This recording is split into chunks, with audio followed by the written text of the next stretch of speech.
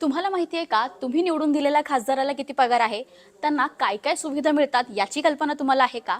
नुकतंच केंद्र सरकारने लोकसभा आणि राज्यसभा खासदारांची पगारवाढ केली आहे, म्हणजेच त्यांचं अप्रेझल केलंय, म्हणजे त्यांच्या पगारात आणखी वाढ केली आहे.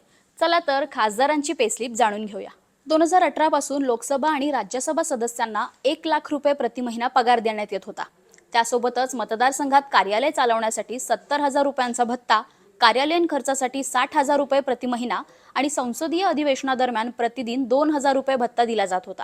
आता या सगळ्यात वाढ करण्यात आली आहे. आता तुमच्या खासदारांची 24% पगारवाढ झाली असून त्यांना 1 लाख रुपयांवरून 1,24,000 रुपये प्रति महिना पगार मिळणार आहे. तसेच त्यांना मिळणाऱ्या दैनंदिन भत्त्यातही वाढ करण्यात आली आहे. दैनंदिन भत्ता 2,000 रुपयांवरून 2,500 रुपये करण्यात आलाय.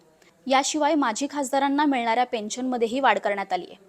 पूर्वी माजी खासदारांना 25,000 रुपये पेन्शन मिळत होती, ती आता 31,000 रुपये प्रति महिना करण्यात आली आहे. तसेच 5 वर्षांपेक्षा जास्त सेवा दिलेल्या माजी खासदारांना अतिरिक्त पेन्शन 2,000 रुपयांवरून 2,500 रुपयांपर्यंत करण्यात आली आहे.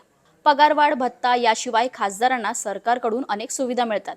मोफत इंटरनेट आणि फोन सुविधा, दरवर्षी 34 मोफत देशांतर्गत विमान प्रवास, फर्स्ट क्लासमध्ये कोणत्याही वेळी मोफत रेल्वे प्रवास, रस्ते प्रवासासाठी इंधन खर्चाची भरपाई, दरवर्षी 50,000 युनिट वीज आणि 4,000 किलोलीटरपर्यंत पाणी मोफत.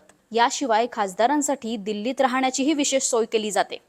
त्यांना 5 वर्षांसाठी विनाशुल्क निवासस्थान दिले जाते. त्यांच्या ज्येष्ठतेनुसार त्यांना हॉटेल रूम, अपार्टमेंट किंवा बंगला दिला जातो.